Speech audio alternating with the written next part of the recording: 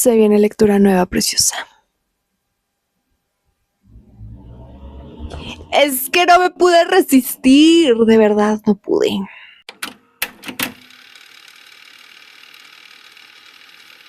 Bienvenida a este tu espacio seguro, donde vamos a chismear, eso creo.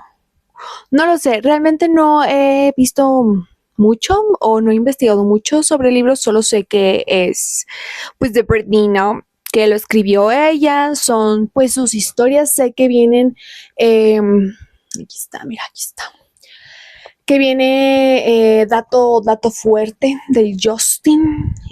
Tú no te preocupes, yo seguiré haciendo el de amanecer hasta que lo terminemos. Pero, y que tengo ya video adelantado. Realmente no sé cuándo va a salir, preciosa. Creo que voy a estar subiendo 2 videos a la semana, una lectura de amanecer y una lectura de Britney, ¿ok? Vamos a ver qué tan dato duro nos da la Britney. Sé que hay varios libros como polémico de personas importantes. Me llama también mucho el de El Príncipe Harry, que ya desconozco si se le dice príncipe o nada más Harry. No lo sé. Pero dicen que su libro también polémico. Y mira que yo no soy muy... Creo que este es el primer libro que voy a leer así, ¿sabes? No, como que no me llama tanto porque siento que van a estar aburridos. Pero es Britney. Y tú y yo sabemos que nuestra princesa ha de tener varias historia que contarnos. Y pues empecemos. Ay, es que mira, yo desinformada estoy. Es más, un momento. Te voy a grabar un video sin darte el dato duro pues del libro, ¿no? Que nos está importando en estos momentos. Autobiográfico de la cantante estadounidense Britney Spears. Fue publicada el 24 de octubre del 2023, o sea que ya vamos para 2 años, preciosa. Por Gallery Books, una división de Simon & Schuster. El libro tiene 288 páginas y se publicó en 26 idiomas. En inglés es The Woman in Me. Y pues ya, ¿qué otra cosa te puedo decir? Pues nada más eso, ¿no? Bueno, vamos a leer qué dice. The Woman in Me recibió críticas generalmente positivas de los críticos. El libro se convirtió en un éxito de ventas del New York Times en los Estados Unidos, vendiendo 1.100.000 de copias en su primer semana. Hasta enero del 2024 vendió una cantidad estimada de 3 millones de copias impresas en todo el mundo. ¡Hola! Una adaptación cinematográfica dirigida por John, producida por Mark Platt, está actualmente en proceso en Universal. ¿Va a haber película? Yo no sabía. Dato duro ese, ¿eh? Oh my God. A ver, veamos qué más me sale por acá. Bueno, pues eso, ya sabemos, habrá película. ¿Cuándo? ¿Quién sabe? Pero habrá película. Y pues yo lo tengo aquí en el Kindle precioso. Aquí está. Yo lo llegué a ver en físico en la librería y muy mono libro, la verdad. Y creo que viene con fotito y toda la cosa. Entonces, pues, ¿te parece que empecemos? Claro que sí, empecemos. Dice así, y dícese: La mujer que soy es una historia valiente y asombrosamente conmovedora sobre la libertad, la fama, la maternidad, la supervivencia, la fe y la esperanza. En junio del 2021, el mundo entero escuchó hablar de Britney Spears en su audiencia pública. ¡Uy, sí, preciosa! Que eso estuvo bien turbio, ¿no? Y creo que la hermana tiene un libro, no sé si el libro de la hermana salió antes o después. A ver, veamos. Ah, salió antes, 2 años antes, para ser exacto. No. ¿Esto salió en el 2023? Sí, ¿no? Sí, salió un año antes del libro de la hermana. Que pues no me llama tanto la atención, pero igual si entramos en el chisme, pues estaría bien, ¿verdad? En junio del 2021, el mundo entero, sí. El impacto que causó al compartir su voz, su verdad, fue innegable. Y cambió el rumbo de su vida y el de la infinidad de personas. Ok. La mujer que soy revela por primera vez la increíble peripecia vital y la fuerza interior de una de las mejores artistas de la historia de la música pop. Indudable, bebé. Sí se dice así, ¿no? Indudable. O sea que pues no hay duda de ello, de que es de las mejores. O fue, no lo sé. Eso ya depende de cada uno, pero princesa del pop es. Escritas con una franqueza y un humor extraordinarios, las impactantes memorias de Spears ilustran el poder imperecedero de la música y el amor, y la importancia de que una mujer por fin cuente su propia historia, en sus propios términos. Muy bien. Ok. Para mis chicos que son el amor de mi vida. Ay, bebé. Prólogo. Cuando era niña, caminaba en solitario durante horas por el silencioso bosque que había detrás de mi casa, en Luisiana, cantando canciones. Encontrarme en el exterior me proporcionaba una sensación de viveza y peligro. Durante mi infancia, mi madre y mi padre se peleaban constantemente. Él era alcohólico. En casa, lo normal era que me sintiera asustada. Triste, ¿verdad? No es que el exterior fuera necesariamente el paraíso, pero era mi mundo. Paraíso o infierno, llámalo como quieras, era mío. Antes de volver a casa, recorría un sendero que conducía a la vivienda de nuestros vecinos, cruzaba un jardín de diseño y pasaba junto a una piscina. Tenía una rocalla llena de pequeños y suaves guijarros que atrapaban el calor. Permanecían calientes y yo percibía esa agradable sensación en la piel. Me tumbaba sobre esas piedras y miraba el cielo. Y mientras sentía la calidez que irradiaba desde abajo y también desde arriba, pensaba, puedo hacer lo que quiera con mi vida, puedo conseguir que mis sueños se hagan realidad. Oh my God. Tumbada en silencio sobre esas piedras, sentía a Dios. Profundo. Ok, capítulo 1.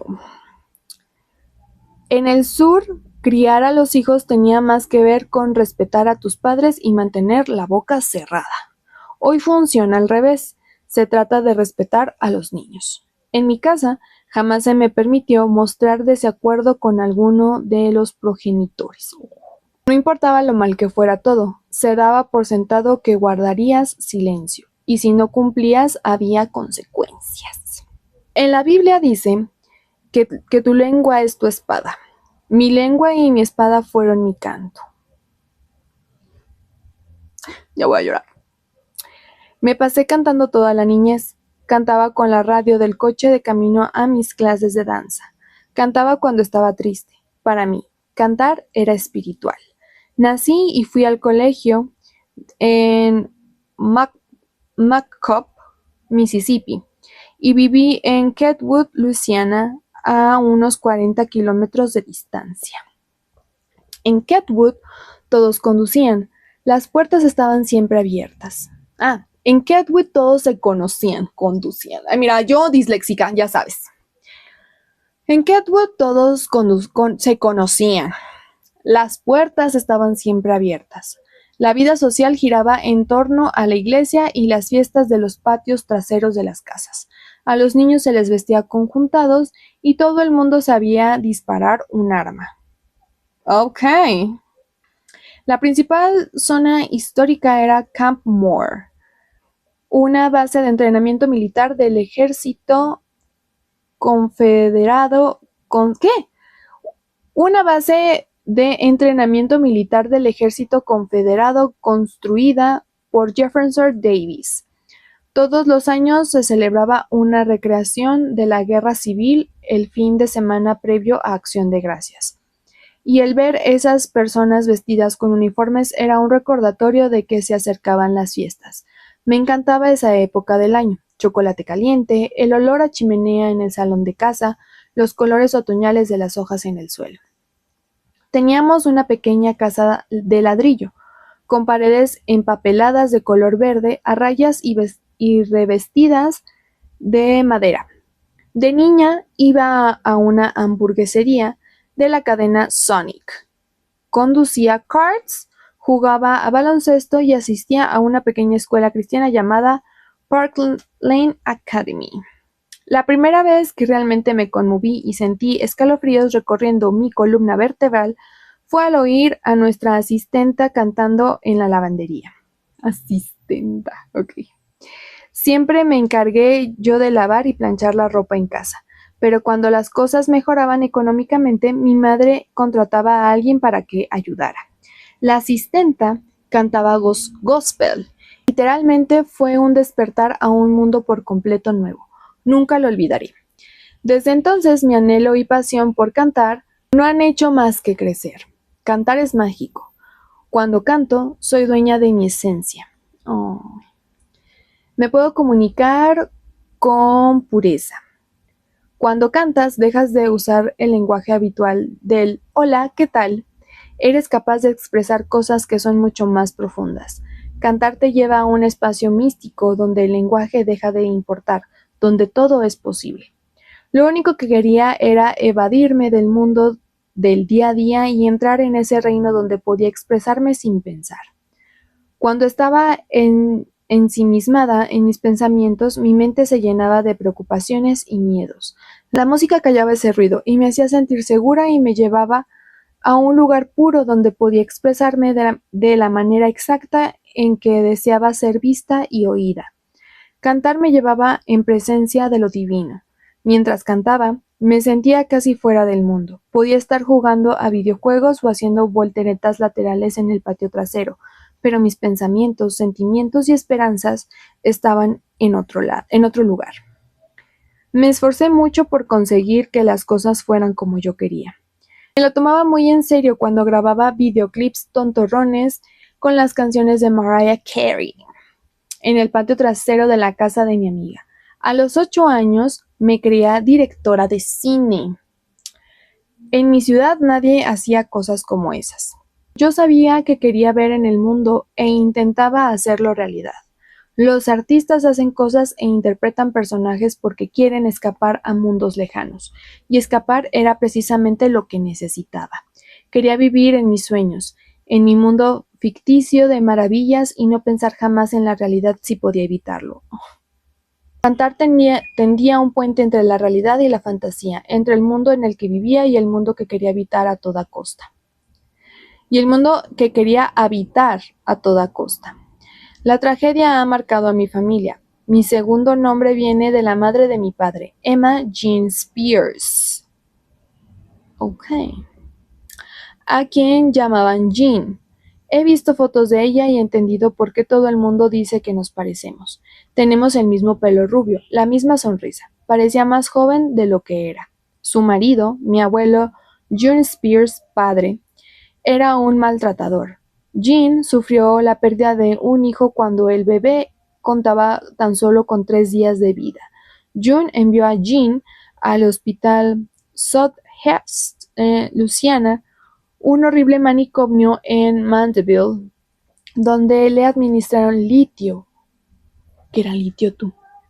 Litio, elemento químico metálico alcalino de número átomo 3, muy poco denso, escaso en la corteza terrestre, donde se encuentra disperso en ciertas rocas, utilizado en la fabricación de aleaciones especiales y acumuladores eléctricos, y cuyas sales se usan como antidepresivos. Okay. En 1966, a los 31 años, mi abuela Jean se desvivió, pegándose en la tumba de su bebé fallecido, poco más de 8 años después de su fallecimiento. No puedo imaginar la tristeza que debía de sentir. Lo que suele decir la gente del sur de hombres como June es: nada le parecía suficientemente bueno. Ojito ahí, bebé. O que era una perfeccionista, que era un padre muy complicado. Seguramente yo habría sido algo más dura. Como fanático del deporte, June obligaba a mi padre a practicar ejercicio mucho más allá de la extenuación. A diario Cuando mi padre terminaba sus prácticas de baloncesto, sin importar lo cansado y hambriento que estuviera, todavía tenía que lanzar a canasta cientos de veces más antes de poder entrar en casa. John era agente de departamento de policía de Baton Rouge y llegó a tener 10 hijos con 3 esposas. Fichita el señor. Hasta donde yo sé, nadie puede decir nada bueno sobre los primeros 50 años de su vida.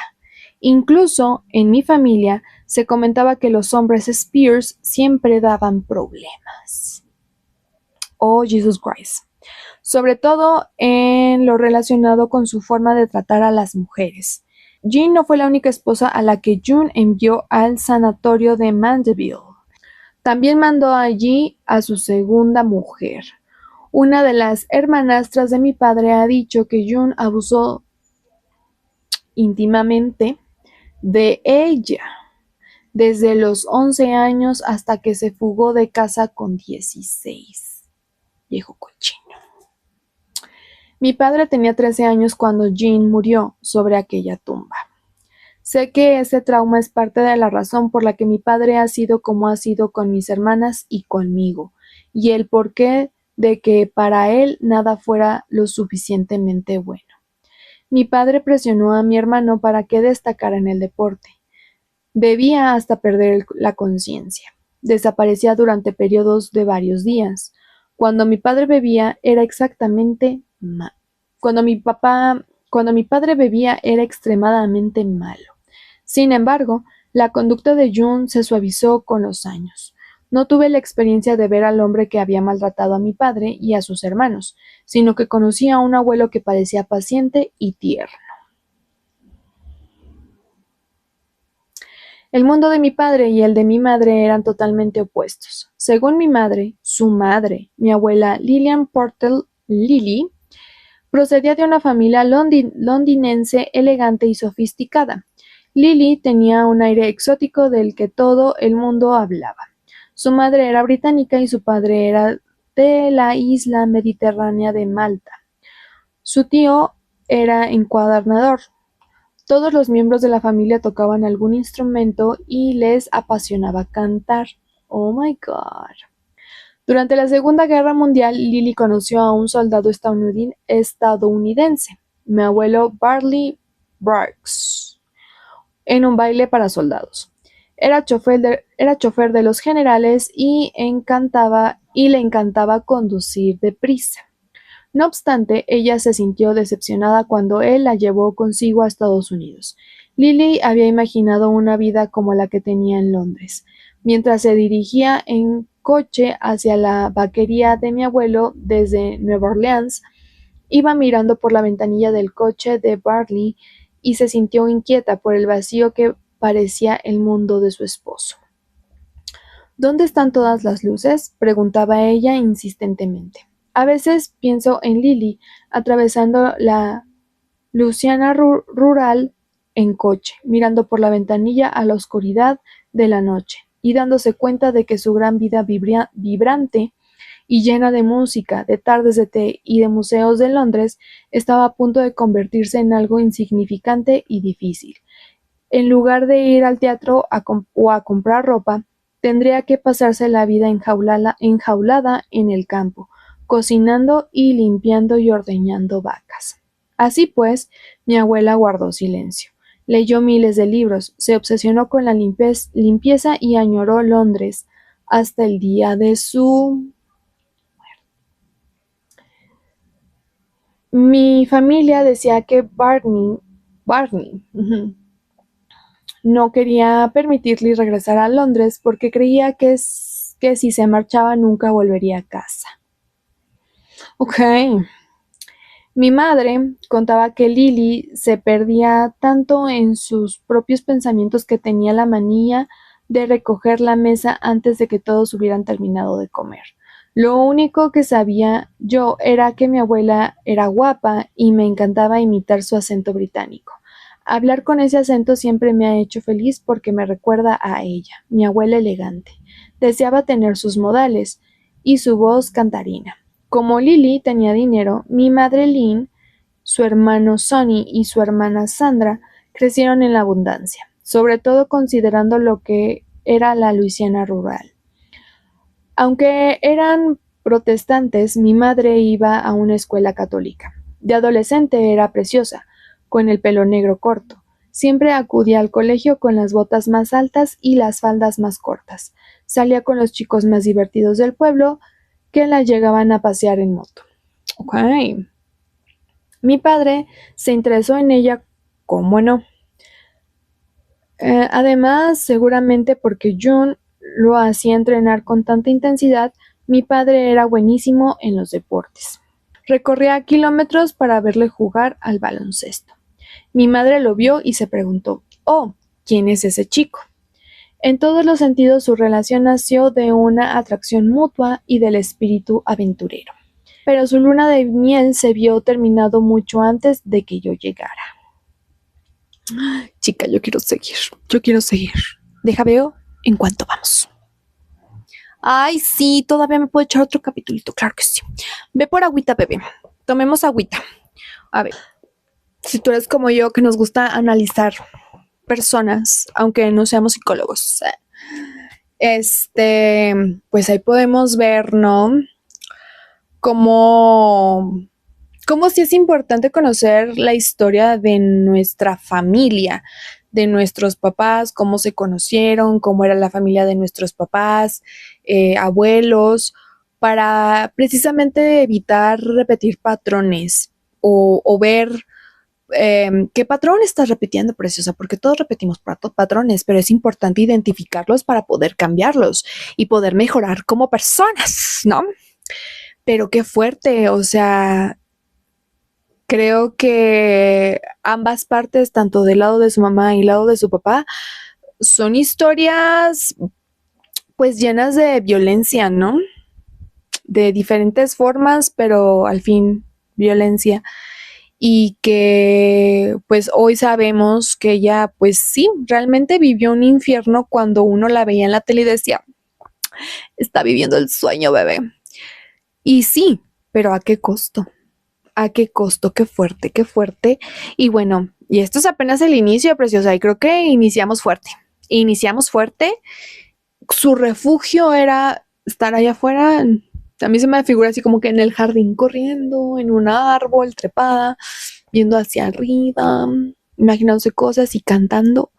Y así ya desconectándose de su realidad, tal cual, para poder sobrevivir, a aguantar su realidad. Qué fuerte. Qué fuerte, y lo más fuerte es que pues sabemos que su familia se aprovechó de eso. Bien fuerte. Pero bueno, continuemos. Capítulo 2. Cuando se casaron mis padres, vivían en una pequeña vivienda, en Kentwood.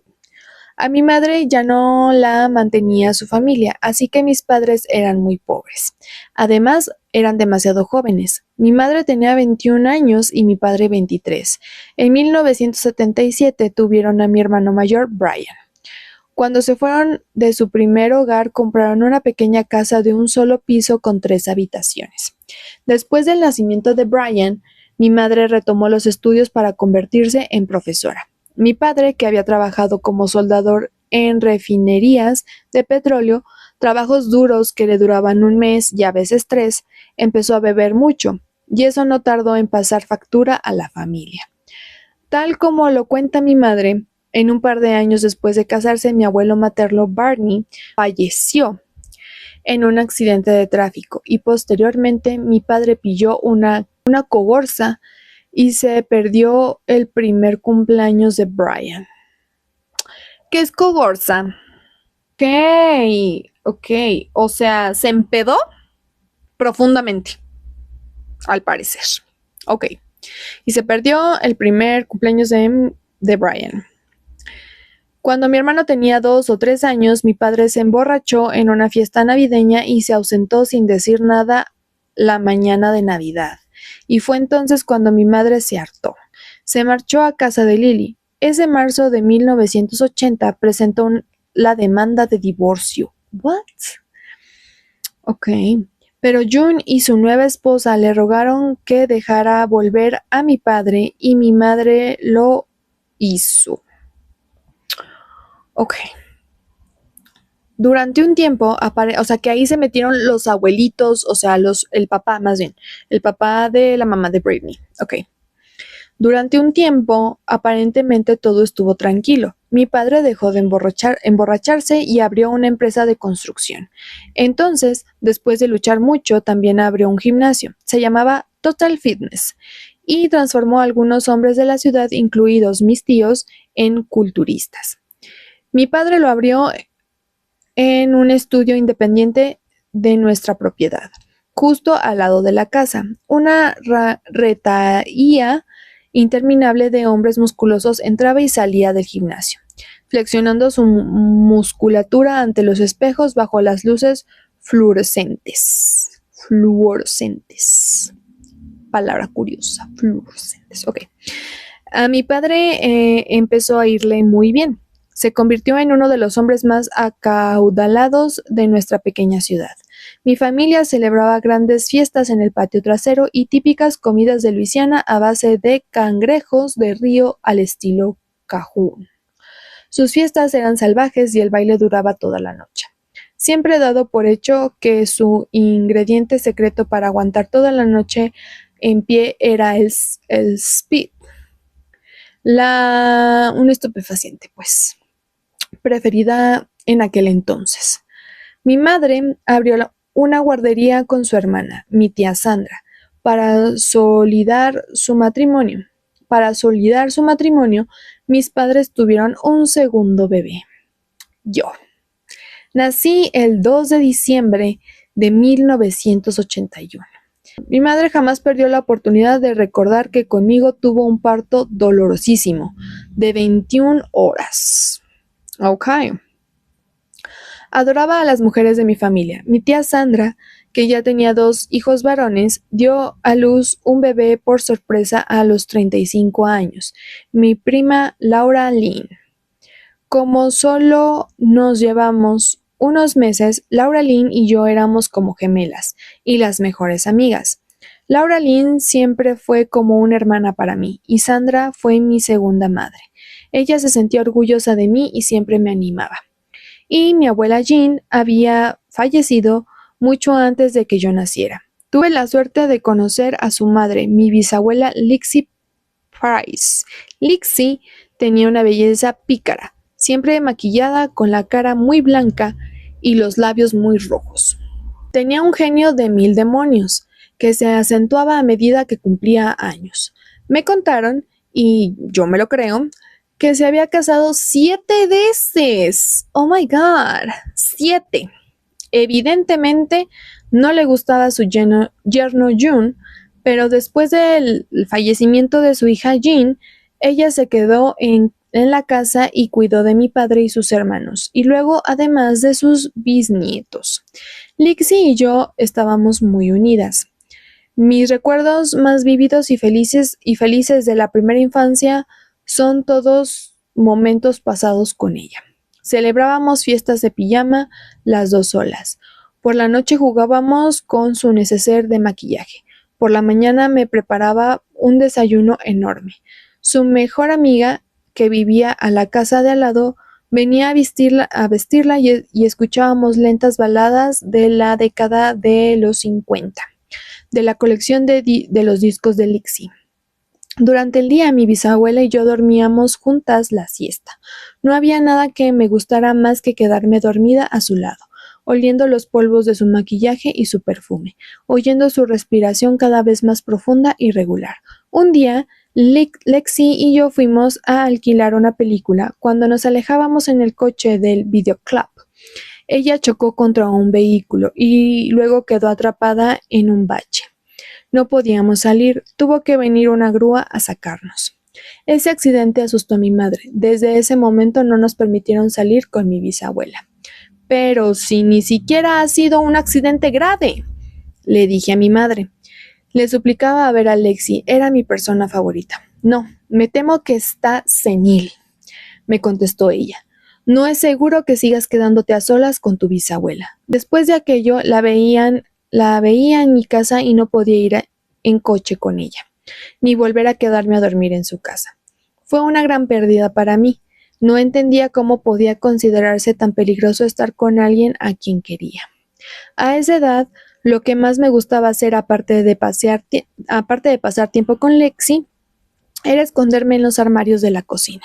Se volvió una broma familiar. ¿Dónde se ha metido Britney ahora? En casa de mi tía siempre estaba desaparecida. Todos montaban una partida de búsqueda. Justo cuando empezaba a asustarse de verdad, abrían la puerta de uno de los armarios y allí estaba yo. Debía de querer que me buscaran. Durante años fue lo mío, esconderme. Esconderme era una forma de recibir atención. También me encantaba cantar y bailar. Cantaba en el coro de nuestra iglesia e iba a clases de danza 3 tardes a la semana y los sábados. Luego sumé las clases de gimnasia en Covington, Luisiana, a 1 hora de coche. Jamás tenía suficiente danza, canto y acrobacias.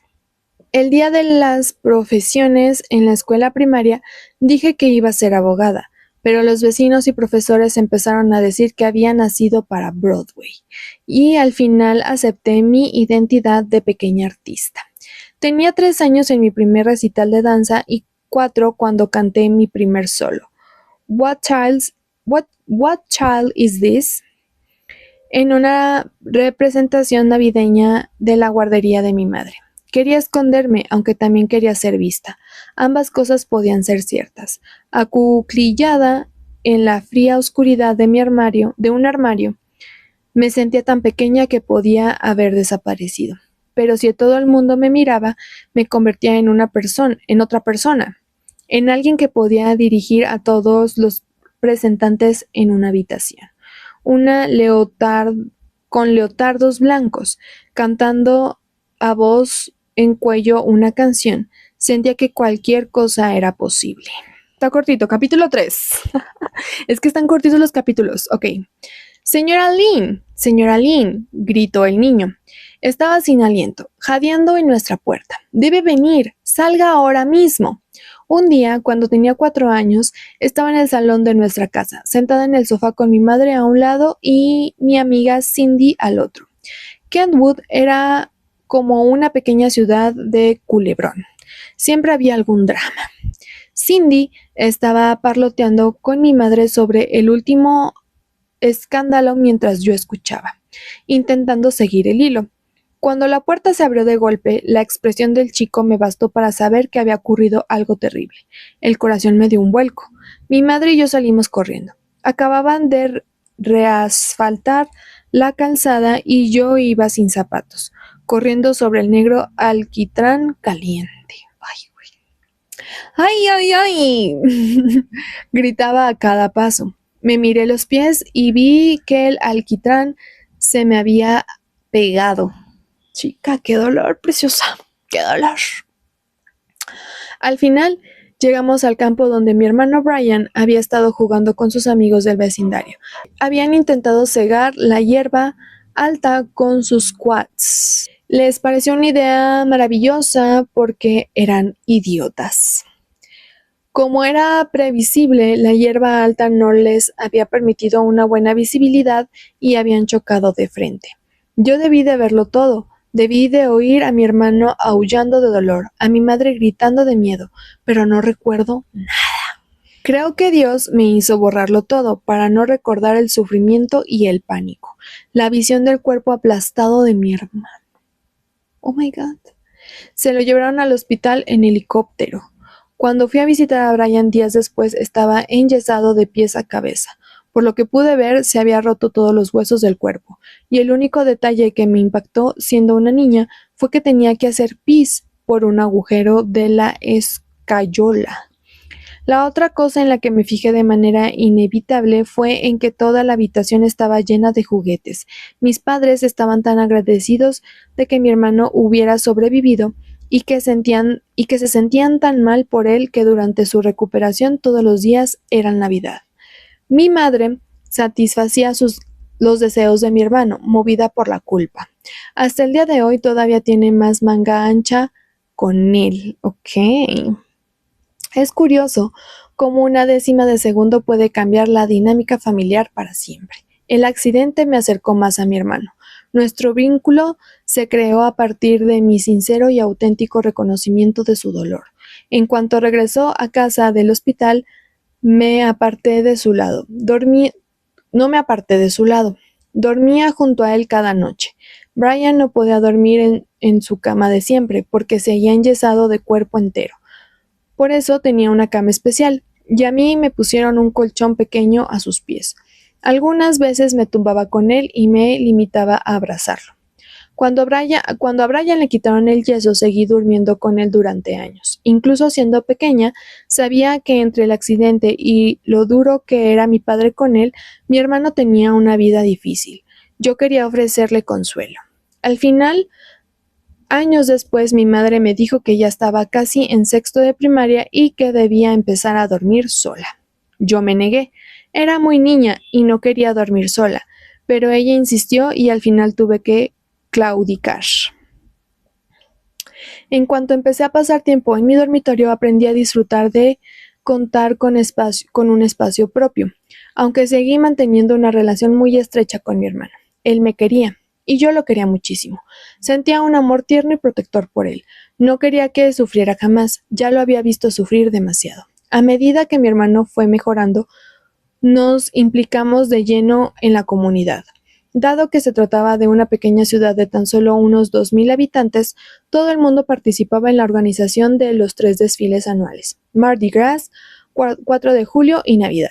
Toda la ciudad los esperaba con ganas. La gente se agolpaba en las aceras sonriendo, saludando con la mano, dejando atrás por un día el drama de sus vidas para divertirse contemplando a sus vecinos avanzando despacio por la carretera 38. Ok. Un año, un grupo de niños decidimos decorar un carrito de golf y participar en el desfile de Mardi Gras. Probablemente íbamos en aquel carrito 8 niños. Demasiados, es evidente. 3 ocupaban el asiento corrido. 2 iban de pie a los lados sujetándose al pequeño techo y 1 o 2 se balanceaban en la parte trasera. Era tanto el peso que las ruedas del carro iban casi desinfladas. Todos llevábamos disfraces del siglo XIX. Ni siquiera recuerdo por qué. Yo iba sentada en el regazo de los niños de la parte de delante, saludando a todo el mundo. El problema fue que, con tantos niños montados en un carrito de golf, con las ruedas desinfladas, no era tarea fácil mantener el control, y con las risas, los saludos y la excitación, bueno, solo golpeábamos el vehículo delante unas pocas veces, pero sí lo bastante para que nos echaran del desfile. Ok, chica, ahora sí. Oye, es que sí está muy ligerito de leer, muy ligerito de leer. Wow. Hasta el momento interesante, ¿no? Historias de su niñez. Creo que vamos a empezar obviamente con eso para ver en qué momento fue que Britney llegó a donde llegó. Mira, la verdad, cuando Britney estaba en su top, pues yo estaba muy chiquita, ¿no? Muy chiquita. Pero igual todavía me tocó ver bastante de Britney y ver pues su crisis. Su crisis que creo que hoy en día muchos la entendemos y se le juzgó mucho. En ese tiempo creo que el medio era aún más complicado. Creo que eso sigue pasando, pero creo que ahora la gente ya no se queda callada, preciosa. Y a Britney le costó mucho tiempo.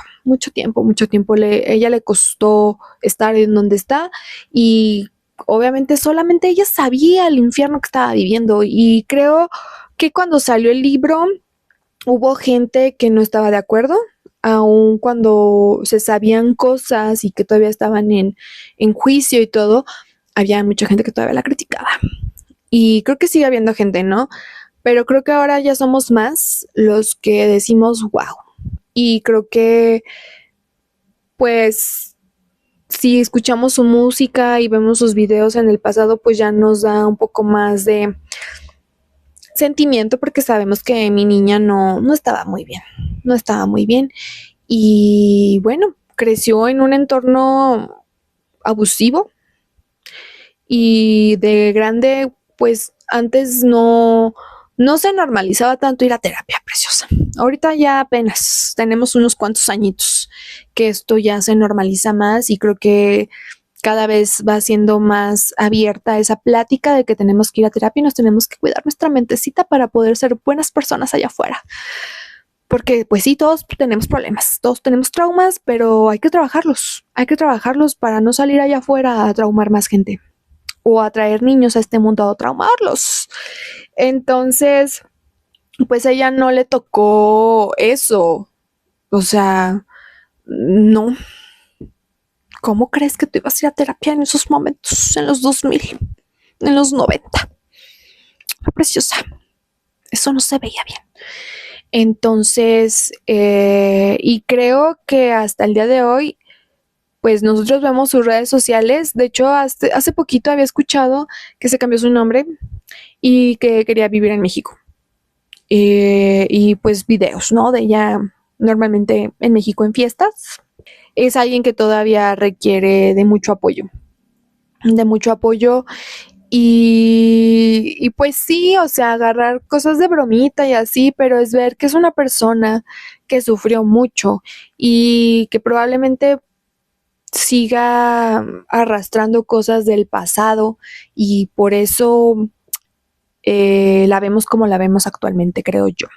Creo yo que también ya son temas un poquito delicados, ¿no? Que a lo mejor ya estoy hablando de más, yo sin saber, pero que ha sido una persona muy pública, que obviamente también en ese momento, ahora, que en esos tiempos, aunque no había redes sociales, como que realmente tú no podías tener tu privacidad. Creo que hoy ya la puedes manejar un poco más, creo. Hablo también totalmente desde mi desconocimiento, pero, wow. O sea, la verdad sí estoy un poquito impactada con lo poquito que estoy leyendo. No me lo esperaba así. Es que te digo que yo nunca había leído libros autobiográficos. Este es el primero y creo que nos va a dar mucho de qué hablar, de qué comentar y pues ya, ansío seguir leyendo, preciosa, pero hasta aquí va a ser el video. Te digo que entonces voy a estar subiendo 2 a la semana. Entre semana probablemente suba videos. Es que estoy entre miércoles y jueves. Miércoles y jueves subir la lectura de Britney y los domingos subir las de Amanecer.